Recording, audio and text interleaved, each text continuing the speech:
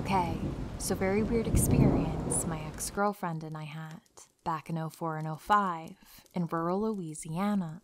That's somewhat relevant. We were hanging out at her parents' house on a summer night, watching movies. Nothing out of the ordinary.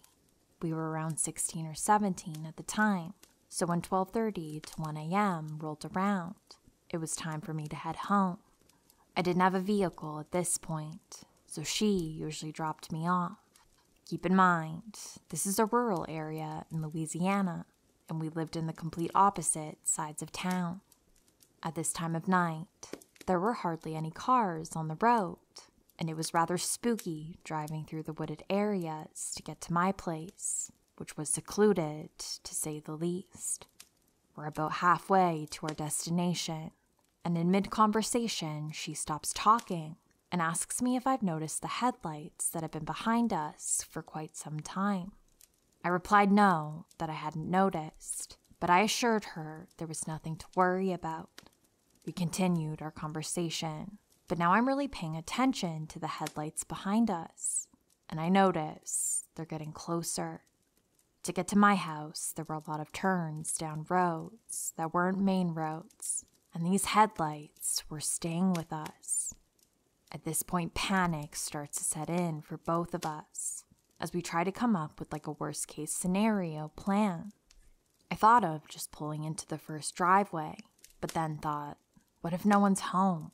And would they even help at this time of night? Scratch that idea. I had an old flip phone at the time and decided the best course of action was to call my house phone and hope that my dad would answer. Between that point and us turning down my dead-end road, I probably called 8 to 10 times with no answer, with the headlights still following us at every turn. I told my girlfriend to just pull into my driveway and lay on the horn. We pulled in and do just that. The other vehicle pulls in right behind us. No one is coming out of my house, so she decides to cut across my front yard and try and get back on the road. I'm still calling. As we go to turn around, the other car cuts us off, and that's when I get a good look at the man. Probably 50 to 60 years old, large rimmed glasses, and smoking a cigarette. Our eyes meet, and he gave me the weirdest, creepiest grin, and that's when I had made my mind that I was going to have to get out and confront the man. Right as I was building up the courage to do so, my dad ran out of the front door, and the man in the car sped away. Needless to say, we didn't get very much sleep that night. She stayed at my place, and we reported the incident with the best description we could give, but to no avail.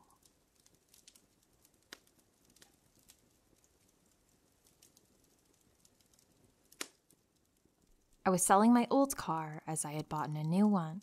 I posted it on a couple of selling sites and Facebook. I arranged 2 visits that day and was home alone. It was broad daylight, so I assumed everything would be fine. First one that came made me an offer a little lower than what I was looking for, so I said I would get back to him later as I had another viewing. The guy from Facebook pulled up in a blacked out Range Rover, and 3 other guys got out. I opened the car and explained why I was selling it. You know when you just get a bad feeling? I wasn't sure why 4 people would need to come view an 8-year-old car. He asked if he could take the car for a drive.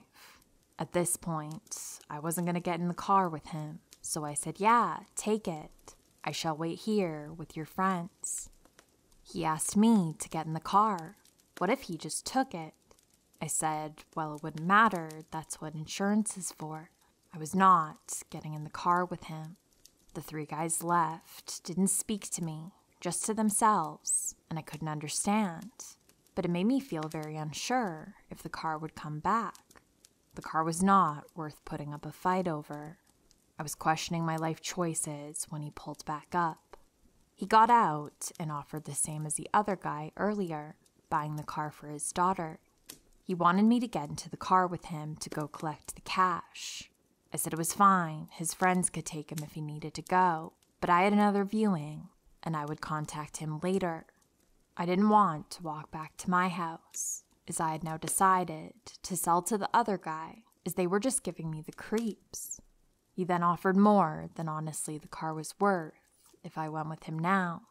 I said no and locked the car and started to walk towards the main street, as I had seen my neighbor walking down and shouted to him and his dog. They spoke to each other and drove off. I texted the other guy and told him the car was his, and he was welcome to come over any time to get it. Sorted, filled out the V5, and off he went. That night, from my living room, the black Range Rover came back and parked outside. I live in a cul-de-sac, so I'm set back to where we had been. I told my husband, and he looked and said it was strange. Then my phone started blowing up. I politely said the car had gone and that I was sorry, but I couldn't help. The car drove off and then came back again about 30 minutes later. This happened about 3 times that night, and it was strange, but I thought nothing more of it, as the next few days, nothing happened. On the Friday, 4 days later, I finish work early, get back, and get the dog ready to go out. We were going to head straight to the park and run like the wind. As I got to the end of the cul-de-sac, the same car pulled up, and one of the guys jumped out and said hello. I held the leash tighter, and my dog was thoroughly unimpressed. She gave a bit of a grumble, and he asked if he could pet her. I said no, she's a guard dog and doesn't like to be touched, and went to walk on. He then grabbed my arm, and the dog latched onto his forearm. Cue his screaming. There was only one other guy with him in the car, and he jumped out and started to shout. This dog is the most placid and loving dog you've ever seen, and to be honest, it was a warning nip, as if she had really meant to hurt him, she would have gone through the bone. His friend was shouting and pulling him away. I called her back and got her to sit. A few neighbors came out, and they went towards the car. I haven't seen the car since, and honestly, I wouldn't sell something that meant someone had to come to my house online again. So stranger, who clearly wasn't interested in the car, let's never meet again.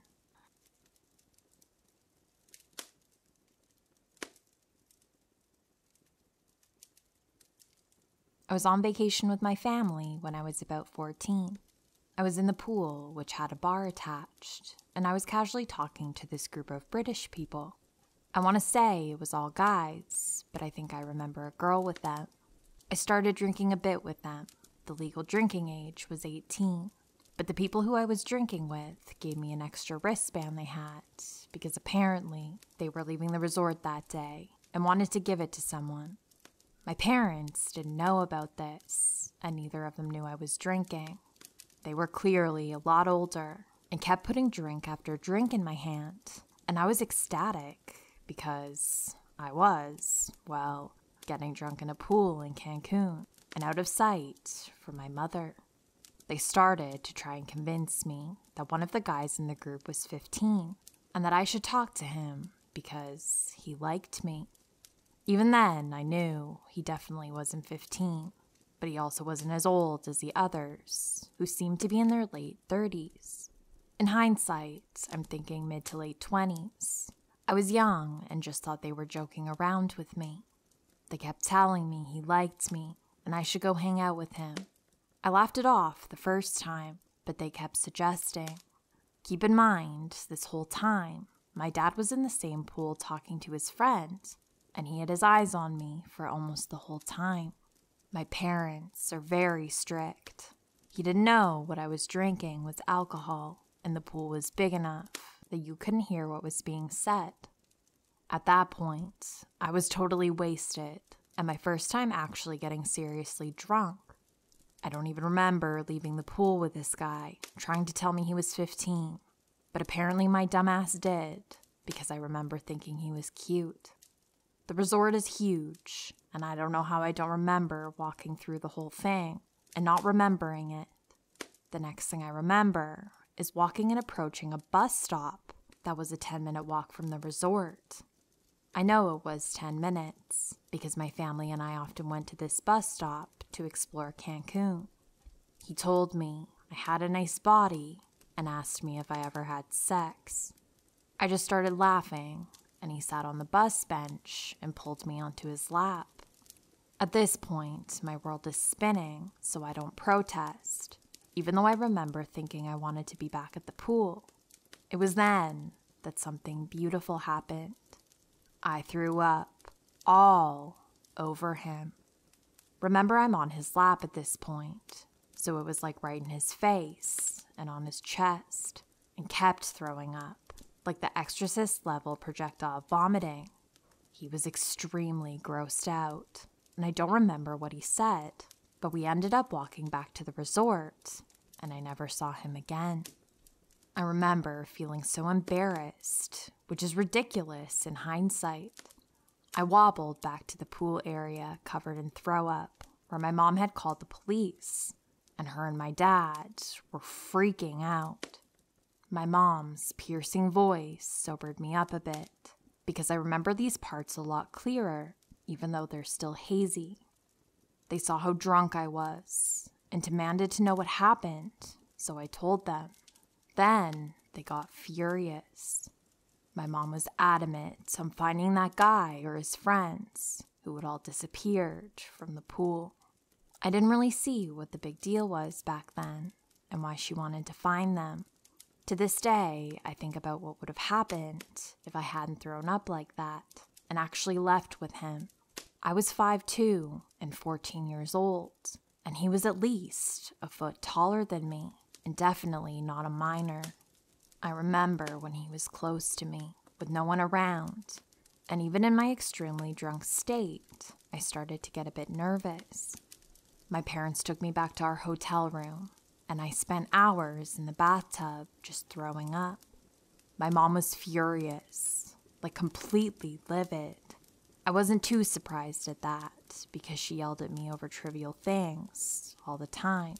So was my dad, which surprised me because he was always so easygoing, and honestly probably would have been a bit amused at me being drunk, throwing up, not in a cruel way, but because I was learning a lesson about alcohol that we all eventually do. He actually straight up told me that at some point before this whole vacation. But now I know that his anger wasn't directed towards me. He was cursing about the guy. I was still throwing up in the bathtub, and they had both went into the kitchen area to talk away from me. But I could vaguely hear my dad cursing terribly while speaking to my mom in our native language, and I was actually scared. I couldn't quite focus on his voice because I was legitimately drifting in and out of consciousness at that point. But I remember getting less scared and more just sad because I felt like I had disappointed him. He never got mad like that towards me. But then again, I realized later he wasn't angry at me, and he wasn't angry at the drinking. He was angry at that scumbag. I remember wondering why they were making such a big deal. It was a few years later that I understood. Later that day, because this all happened at like 2 p.m, so I was at least cognizant by dinner time. I expected my mom to blow up at me over dinner when I was sober, as she usually does. But they were both kind of just quiet and staring at me and didn't leave my side. I can't imagine what they were going through, knowing about the danger I had been in hours before, staring at me like it was a miracle that I was there. I was young and stupid, but I would like to give my deep thanks and gratitude to beer for consistently annoying my stomach to the point of projectile vomiting.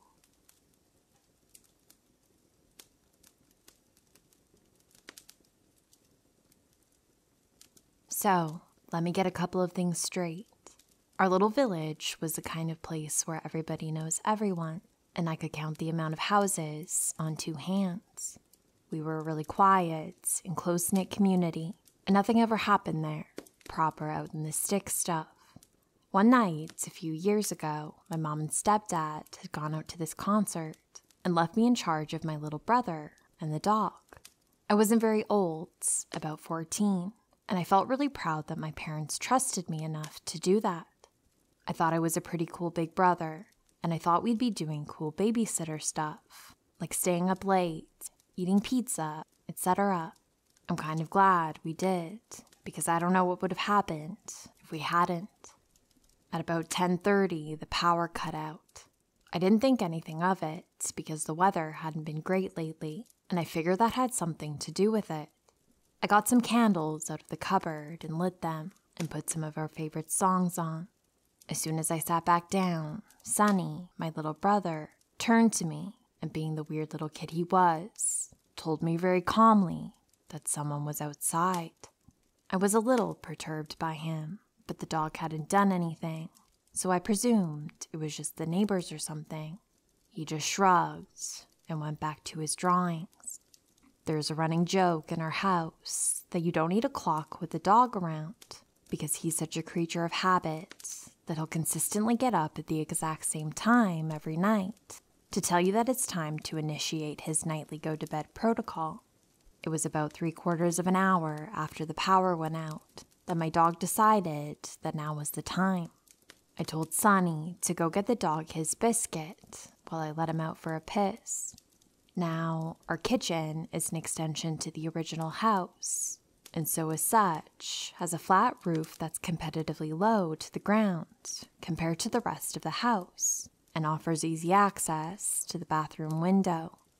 As I open the door so the dog could do his thing, Sonny pushes past me in the doorway and whispers, "I know you're out here, and I'm calling the police," as he turned around with the biggest, proudest smile you've ever seen on his face. There was a very distinct rustling coming from just above the doorway. I don't think I'll ever forget the way Sonny's face dropped when he looked just above my head. I looked up. The man sitting on the roof above me panicked, tried to kick me, and then ran off into the next door's garden, and presumably into the cornfields surrounding our village. I was scared shitless, and Sonny was bawling his eyes out. I ushered him inside as quickly as I could and got a knife from the kitchen.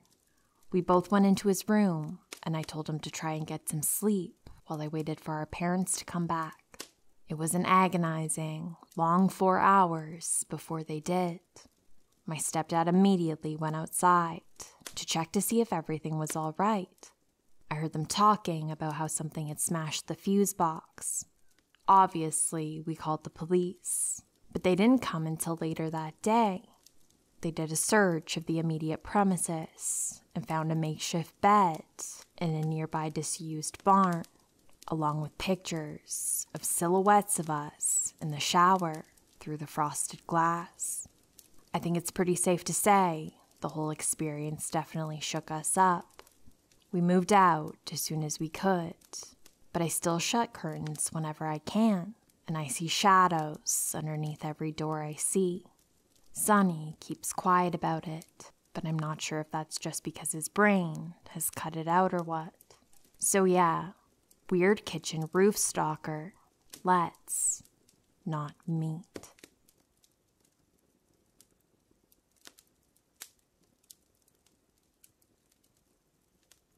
This took place when I was 19, now 28. I was in college and working as a bartender at a little country bar further out from the city. This place was supposed to be 21 plus only because there were gambling machines right along the bar, but the rule was, if anyone asks, you just turned 21.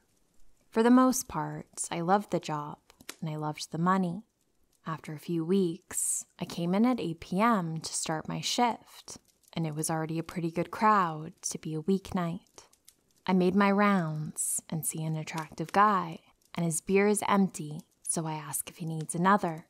He immediately sparks up a conversation with me. I find out he's 28, a paralegal, has a dog, etc.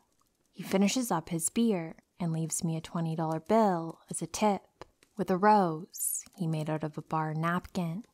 This continued nightly for about a week, and we eventually exchanged phone numbers. I ended up letting him know that I wasn't 21, just in case things progressed, and he said he didn't mind, blah, blah, blah. He would come to the bar nightly, text me after he left, and the following days, until he came back to the bar that night. About 2 weeks go by, and I take a long weekend to go out of town, around 3 hours away.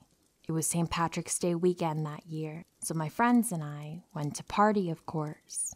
The guy, we'll call him Patrick, that's convenient, was continuing to text me, but I never let him know I was going anywhere. Things weren't serious to me. I never hung out with him outside of my work shifts, so what was there to tell? I then get a phone call from some of the girls at work, telling me there's a guy there that will not stop asking where I am and when I'm coming into work. Turns out, it's Patrick. Immediate red flag to me, but I didn't want to deal with the drama, so I text him and let him know I'll be back on Sunday, leaving out that I would be back and going straight to work that evening, because honestly, I didn't want him to know I'd be at the bar. He continues to text me all weekend, and I respond to keep the peace. I show up to work that Sunday to a new bouncer the owner hired. I can't tell you why, but I had this feeling, so I go ahead and spill about Patrick onto him, just in case he showed up. A few hours pass, and 2 guys come in and sit down. I stare at them for a minute and realize that they're the 2 guys Patrick's been in there with before. I ask if they want anything, and they just ask for water. Sure enough, after I notice one of them make a phone call, here comes Patrick in the door. I immediately shoot the bouncer a look, and he catches my drift. Patrick sits down, and I keep the convo short and get his beer. He just keeps watching every single move I make. They eventually get up and go to the pool table and the jukebox. Next thing I know, Brown-Eyed Girl is playing. I have brown eyes, of course. And Patrick is standing there smiling at me. The song is over, and I tell the bouncer to watch the bar for me. I needed to step back and smoke a cigarette before I had a panic attack. I left the back door open so I could watch the bar for any new customers. Next thing I know, The Kill by 30 Seconds to Mars is playing. I'm like, you gotta be fucking kidding me. The bouncer comes to the door and asks me for the details about the guy and the situation. Here comes Patrick, storming towards us. So he's why you're not interested anymore? Literally starts a scene, going on about how he's heartbroken and can't believe I could do this to him. I'm just standing there, smoking another cigarette, watching the crazy unfold on this guy. The bouncer finally gets him out, and after a few minutes, I felt like I could breathe and go on about my night. It's 3 a.m., so we start to clean up, and the bouncer goes to take the trash out. He comes in and locks the door and tells me Patrick is in his car in our parking lot, but not to worry because he'll walk me to my car, and not to go straight home in case Patrick tries to unleash some more crazy on me. So I leave, and sure enough, in my rear view is the face of a stalker. I decide to go to Sheets and get some breakfast and dinner. That's a well-lit, busy place any time of day, right? I go in and order my food, and here comes Patrick. I keep my back to him, hoping he'll take a hint, but this guy comes right up to me, and he puts his arm around my shoulders. I step to the side, and he just casually laughs and then grabs my hand. I honestly can't even remember what I said, but something along the lines that he's a psycho, and he leaves. I pay for my food, no sign of him in the parking lot, and head to my apartment. I remember being extremely anxious because you have to park across the street, but I made sure to have my keys ready and everything in my hand to make a run for it. I get inside, lock the door, eat my food, shower, and finally lay down. Then I hear it. The doorknob slightly jiggling. I was frozen in fear. I hear it again, this time louder. I went to get up to look into the peephole, but the floor was so old and squeaky, I took one step and was frozen again. This went on for minutes, and then it finally just stopped. It was going to be daylight soon, so I just laid there until I felt safe. I got a text from Patrick the next day, apologizing for the night before, asking to get lunch, and says he wants me to meet his mother. I tell him to stop contacting me. I found him on Facebook and went ahead and blocked him so he couldn't use that as a way to communicate. The texts continued daily for months with no response from me. And I remember one day I didn't get a text and thought, it's finally over. I received one text a year until I got a new number around 5 years ago, and it would always say, thinking of you. Luckily, I moved away and never ran into him again. I just can't help but think what would have happened if I would have gotten serious or went on a date with the guy. Yikes.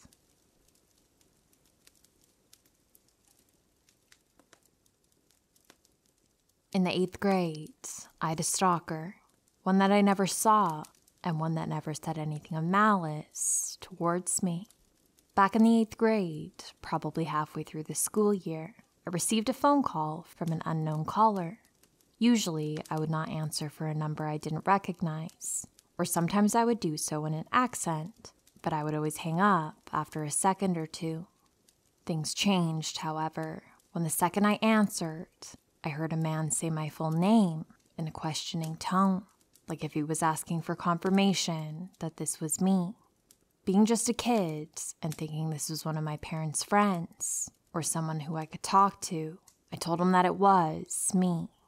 Big mistake, but I didn't know at the time.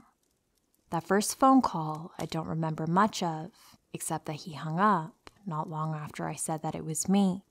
Some time passed, maybe less than a week, when I got an unknown call again. I didn't answer, and then I just kept getting spam calls. So I finally answered, and this guy was asking me about what shows I like to watch. I got the idea that maybe I shouldn't be talking to this guy, so I just hung up.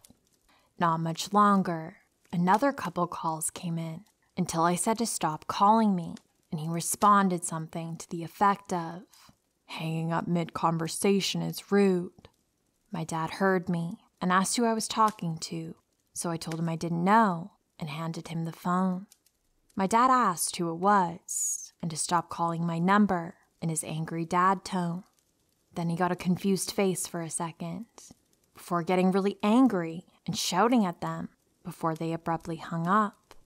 My dad later told me that this person knew my father's name, Carlos, and he had told him, "Don't be so angry, Carlos," before hanging up. Pretty soon, these calls would happen at least once a day, and I would almost always hand the phone to my dad for him to yell at the guy. We told all our friends and family to stop if they were prank calling me. We tried getting the police involved, and we also contacted my middle school, saying there was a guy being creepy with me. The guy would never call during school hours, and he usually would call at first when I was home alone, but soon switched it up to calling around the time my father got home from work. This guy sounded young. For a long time, we thought it was my uncles or their friends playing pranks on us. He sounded maybe mid to late 20s, and he sounded sort of Latino. Never had an angry tone, and never said anything malicious. But he was a stalker, and he knew the names of my parents, sister, my dogs, some cousins, and my grandparents. He never called when we had company over, and it was never after like 8 p.m. At one point, I was sitting in my room and got a call. By this point, it was nearing the last few weeks of school, and because this guy never said anything bad, and the police said there was nothing they could do, I just answered the phone and asked what he wanted. I remember, clear as day, he was listing off video games, Red Dead Redemption, Modern Warfare 2, Halo 3, etc. I looked at my disc stand and saw that he was reading off the list in order that my games were, top to bottom. I stood up and looked out the window, but nobody was there.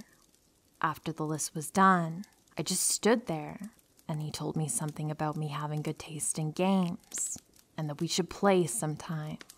At this moment, I was scared shitless. I cried and called my dad. He came home early, and we realized, like idiots, that we could just change my number. We changed my number, and I purged my Facebook account, and we all set our accounts to private. Maybe 6 months later, we moved, and after changing the number, I never got any calls from this guy. The reason I came to tell this story is because I've been getting unknown numbers calling me for the past couple of days, and I never answer them anymore. But telling my girlfriend about it, she reminded me about the guy. So, I will be changing my number soon, as a precaution.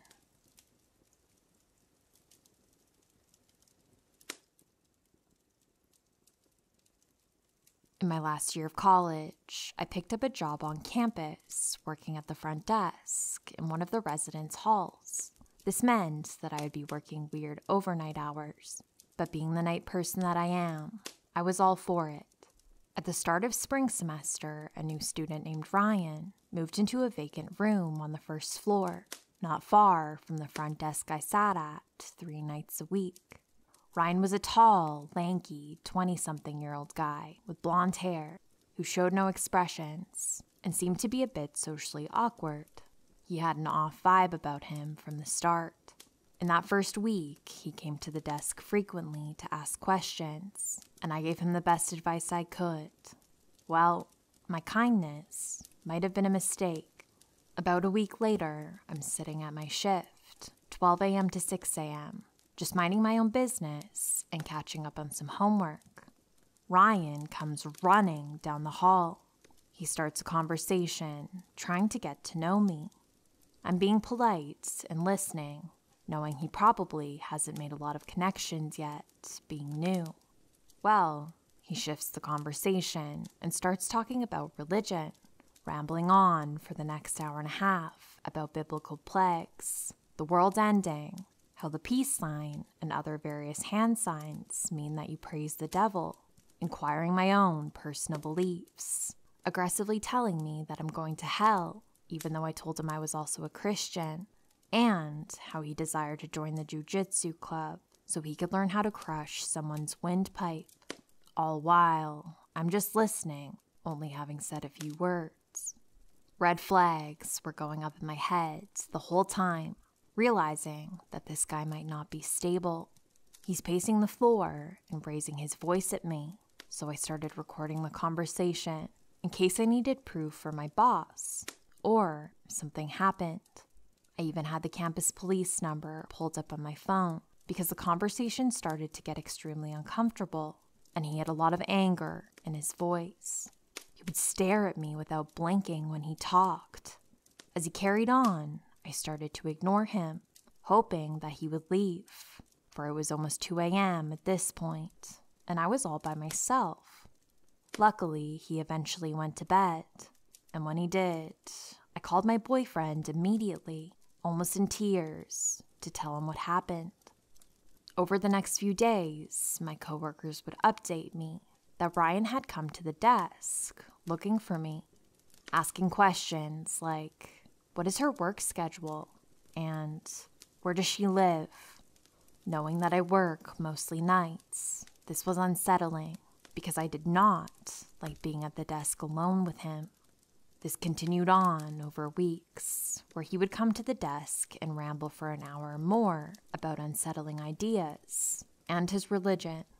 He would ask me questions about another girl who lived there, things like if he could have her phone number, what floor she lived on, what her room number was, and if she was single. He made it very clear, though, that he would only want her if she was a virgin. Otherwise, he said she wasn't worthy of him.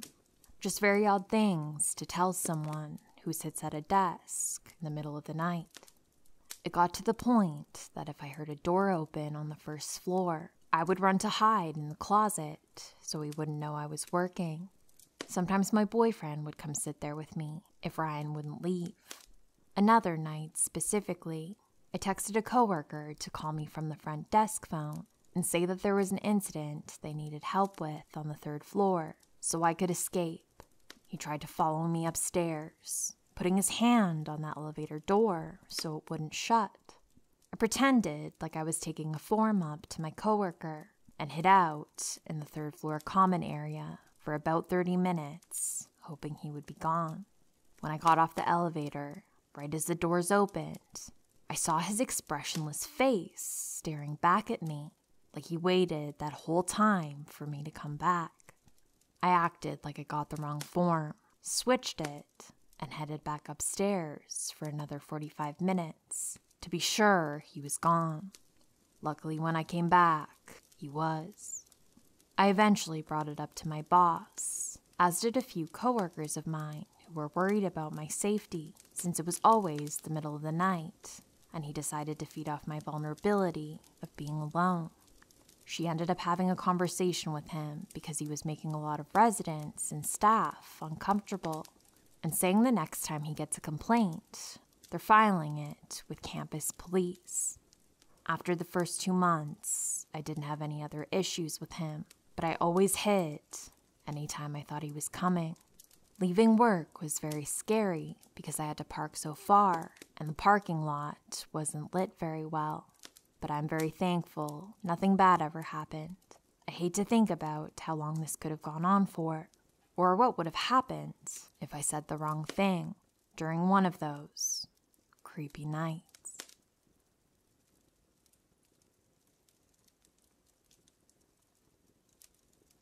I was around 16 when this happened, so 9 or so years ago. I had just got my license and had come back to my mother's house to work on a paper because her computer was faster than my father's. It was getting a bit late, but nothing seemed out of the ordinary, so I wasn't nervous one way or the other.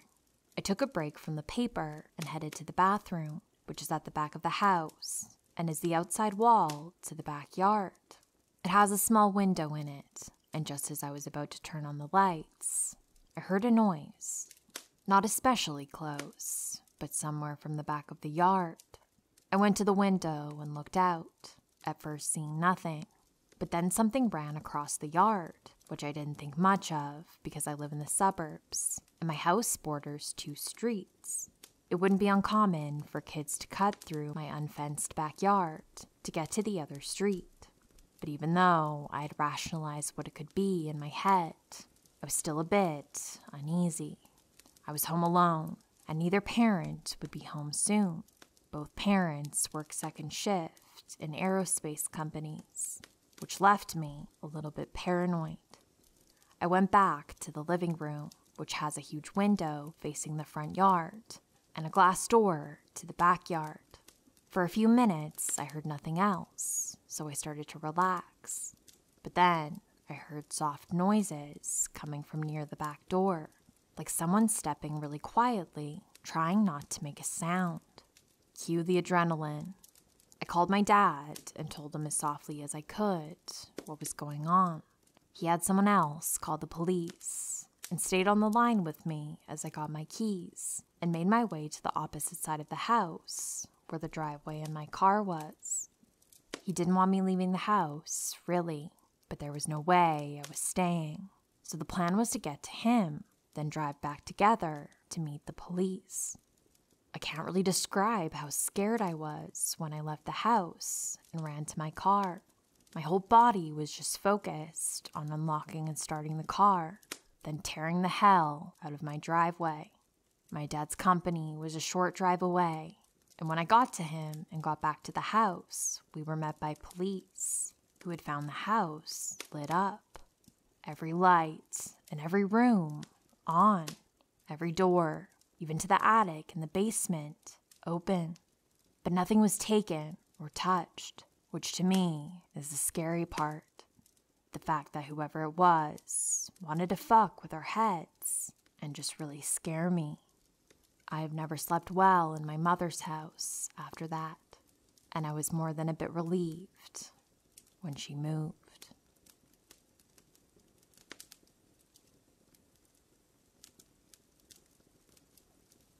The story was told to me by my aunt. It takes place in the 70s, when my aunt was a teenager. She lived in what was probably the safest place in the entire world, a small-town village in northern Norway. She had been to a party probably about 1 mile from her home. No one she knew was driving in the direction of her home, so she had to walk. This was not a problem since it was a beautiful summer night, and she had walked this distance countless times in her life. The walk was mostly on gravel, passing a couple of houses and farms, but mostly just fields and woods. Beautiful scenic landscape, with nights as bright as day. If you've been to northern Norway, you know what I mean. When she'd gotten about halfway home, she noticed a car driving behind her. It was a white van she had never seen before. This was strange, since around here everyone knew each other. It was unusual for out-of-towners to be driving here, especially at this time of night. At this point, my aunt was almost at a bridge she had to cross to get home. This was a pretty big and long bridge, going over a large lake. The van drove past her very slowly. Inside were 2 men that she had never seen before. When the van had driven past her, it sped up. She got a horrible feeling like something terrible was about to happen. She knew the van had to drive over the bridge and then some more before they would be able to turn around. This gave her a couple of minutes to get away. She considered running into the woods, but she knew she had to get back here anyway to cross the bridge. She decided that hiding under the bridge would be best. From afar, it looked like there was no space between the bridge and the water, but she had been playing here as a kid, and she knew if you went under the bridge, there was a little space you could sit in without getting wet. As soon as she got under the bridge, she heard the van return. It stopped right over her head, and the 2 men got out. "I saw the girl. She was right here, man. Where is she now?" one of the men said. "She probably ran into the woods. We won't find her," the other man replied. They both got in the van and drove off. My aunt sat under the bridge for about 30 minutes, scared the 2 men would come back. Then she heard another car approaching. This time, thank God, the sound was familiar, and she recognized the car belonging to her neighbor. He drove her home. She told him that she had too much to drink and had fallen asleep by the bridge, not mentioning the van or the men. For some reason, she didn't tell anyone this story until years later. Maybe she was afraid her strict father wouldn't let her go to any more parties. I live in a town not far from where this happened, and I still go back to my aunt and mother's childhood home from time to time. Every time I drive over this bridge, I get chills.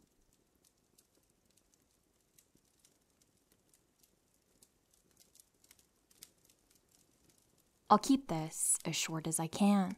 Every year of college, I live in a new apartment. My favorite apartment was where I lived my junior year. I moved into a house with random roommates about 5 minutes from campus. I instantly fell in love with the house. It was old, with stained glass windows in the hallway and floral wallpaper my grandmother would have loved. I moved in May and was the only person in the house all summer. My housemates were staying in their hometowns. I had a job in the area. My first creepy experience there was that summer. Quick layout of the upstairs where 3 of the 4 bedrooms were. You walked up the stairs, turned to the right, and walked up more stairs into the hallway. Directly in front of you is one room. Directly to the right is another. If you turn left down the hallway, my room was on the right, and the bathroom was directly at the end. One of my housemates had come to the house for a couple of days to grab some clothes. I was out of the house most of the time she was there. One night, I slept at my boyfriend's and came back in the morning. She said she left, so for the sake of staying cool, I would keep my bedroom door open and sleep naked since no one else was there. I woke up to my bedroom door shut. I was mortified, imagining my roommate running back into the house for something and seeing me naked in bed while walking into the bathroom. I put on clothes to find her and apologize, but she was not home. That night, I came out of my room to wash my face before bed. I opened the door to a dark hallway, and my roommate's light on seeping under the door. I knocked on her door, and no answer. I continued my business in the bathroom when I heard the door creak behind me. I look up in the mirror to see a head with blonde hair turning out of the bathroom and closing the door. I whipped open the door to an empty, dark hallway, and my roommate's light in her room turned off. Needless to say, I was freaked and rushed over to my boyfriend's to stay there for the night. I didn't come back to my apartment for about a week. I finally got the nerve to come back and stay the night in my own bed. I always would sleep with the blinds drawn over my windows, with one window slightly cracked for air. But when I jumped awake in the middle of the night, for seemingly no reason, my blinds were drawn all the way to the top. In a sleepy haze, I figured I forgot to close them before I passed out, drew them down again, and went back to sleep. I woke up 3 more times that night. Each time, the blinds were all the way up. And again, I was a scaredy cat and slept at my boyfriend's the next night. The next night I slept there, I had a dream. I was looking into my room, and all my furniture and belongings were floating an inch above the ground. In my dream, I ran to my housemate and asked for help. She walked into my room, and her eyes turned white. She threw her head back and screamed, and all my furniture flew to the ceiling. I ran out of there, jumping in my car and driving down the street. But when I turned to look at my windows from the street, I saw 2 dark shadows standing there, looking at me. I remember driving in the dream across town to my boyfriend's, and as soon as I stepped out of the car, I was back in my room. This repeated a few times. I woke up in a sweat and felt like I was being watched. After the summer ended and my housemates moved back in, I didn't have any more encounters. I would hear footsteps when no one else was at home, and sometimes my blinds would be in a different spot than I left them, but I no longer felt scared. But I would still get creeped out by my hallway. Anytime I had friends over, someone would tell me that my house is haunted, and I agree. My housemates and I were hanging out one night when I told them all of my experiences. They said they felt stuff in the house too, but never saw anything like I did. When I was moving out, I brought this up to my landlord. He said I'm not the first person to say that they felt ghostly experiences. Never threatening, but scary, which is how I felt. Never threatened, but definitely scared. He said it's mostly people in my room who talk about rogue footsteps, bumps in the night, and, you guessed it, the blinds moving by themselves. He mentioned a couple lived in the house for over 60 years and lived in my room. Remembered the 2 shadows in the window? He didn't say how they passed or why they moved out, and the look on his face seemed like he really knew, but didn't want to tell me. Maybe one of them died here. Maybe they both did. Regardless, the experience has greatly shaped the way I understand ghosts and energies. Before I left, I wrote a little note in my closet to respect the ghosts and that they're not looking to hurt you, at least as far as I can tell. There were a few other minor experiences, but these are the main ones. I would see things move around corners, curtains would flutter on their own with no draft, hear ghostly voices at night, but like I said, I never felt threatened. I always felt reverent to the spirits in the house. Sometimes it felt like I was intruding. I think if the story the landlord told me of the couple is true, they really loved the house and just wanted to stick around longer. I loved that house like it was my own. Maybe that's why she showed herself to me like that in the bathroom. Anyways, thanks to anyone who made it through all of this. Stay happy and healthy, and remember to respect the ghosts in your apartment.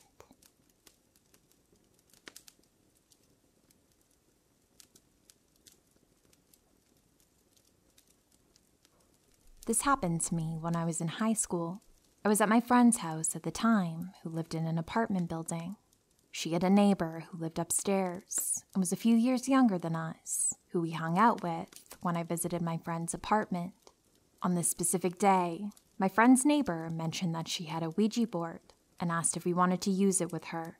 We both agreed, as I personally didn't think Ouija boards were actually paranormal, and I thought it was a myth. We went into the garage area of the apartment building and put our fingers on the planchette. For the first few hours, nothing really eventful happened. Eventually, we had a movement on the planchette and started asking questions to this spirit who would answer us. I forgot who, but someone asked if the spirit was trying to communicate with any of us.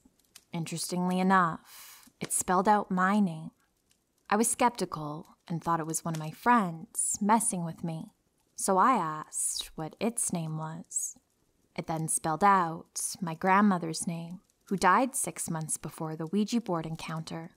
I started getting a little uncomfortable, as my grandmother's name is in another language, and my friends did not know this language, nor have I ever told them what her name was. They wouldn't even know how to spell it either.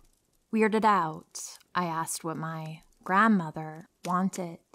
She started spelling out URGR, and then the planchette started going in weird circles, and even going off the board, and wasn't spelling out anything that made sense. So I asked for further clarification, and it just said, "You are great. This will be important later, so keep this in mind." Anyway, I just thought it was us moving it in a weird way, and then said goodbye. A few days later, my grandmother's husband, my grandfather, suddenly passed away. It was unexpected, as he was in great health, and it was right before Christmas. As I was at his funeral, I remember sitting there and thinking about the Ouija board, and that's when it hit me. When the Ouija board, or my grandmother, initially tried to spell something out that started with GR, I realized that grandfather starts with GR, but then the planchette moved around weirdly when my grandmother couldn't spell the rest of the word, as if something was stopping my grandmother from completing the word and warning me. The next few months were hell, as I started blaming myself and was convinced that I somehow contributed to my grandfather's death by using this board. It got to the point that I became suicidal, and the scary part is, my thoughts felt as if it wasn't me. It felt as if something was trying to lead me into taking my life, as they were very dark.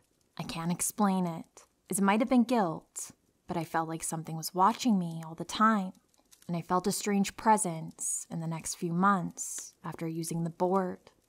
There's also the fact that the night that we used the Ouija board, I was in the bathroom and I was underneath some lights.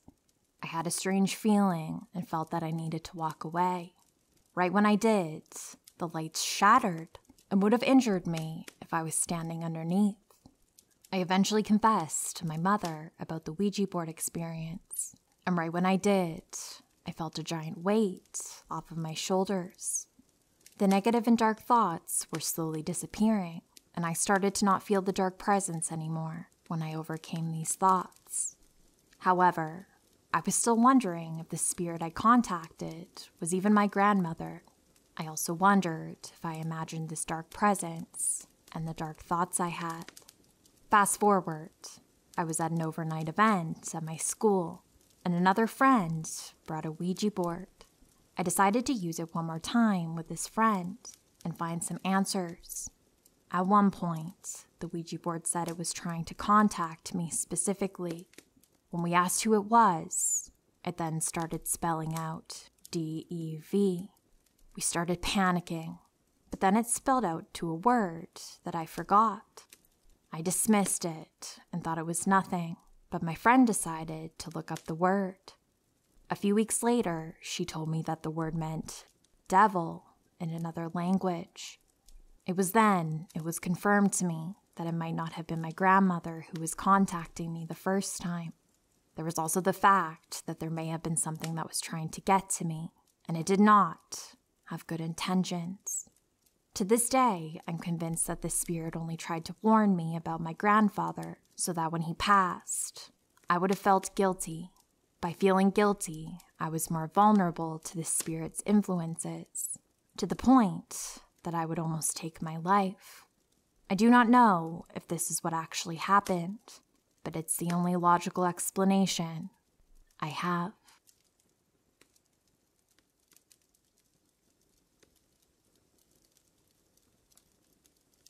Many of you have heard of Samsbury Hall and the White Lady.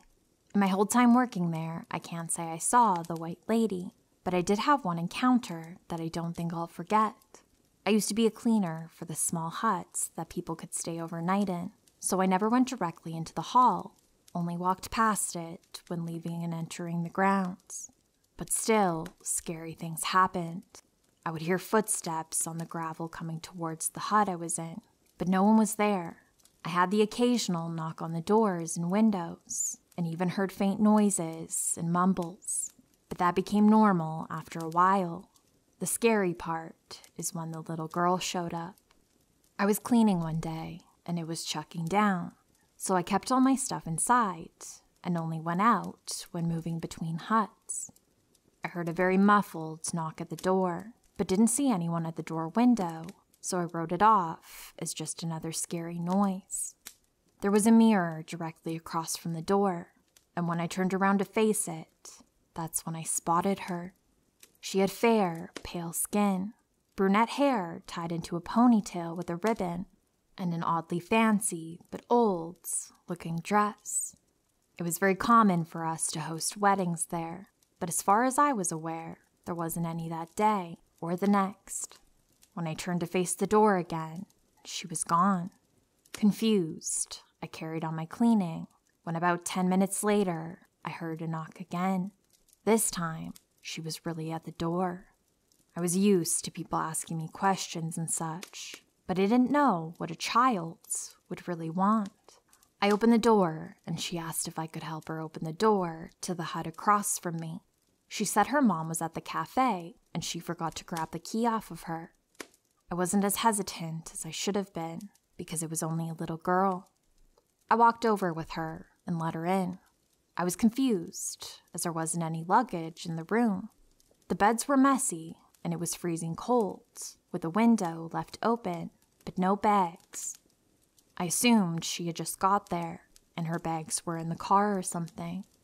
Regardless, she thanked me, and I went back across. I finished my cleaning, and then pulled up the list I had made on my phone of what cleans I had that day. Her hut was on the list. I had never been so confused in my life. I decided to go back to the hut I had left the girl in and ask if she got the right one. The window had been closed, and when I went to pull the handle down on the door, it was locked. I peeked through the window and saw the girl wasn't in there.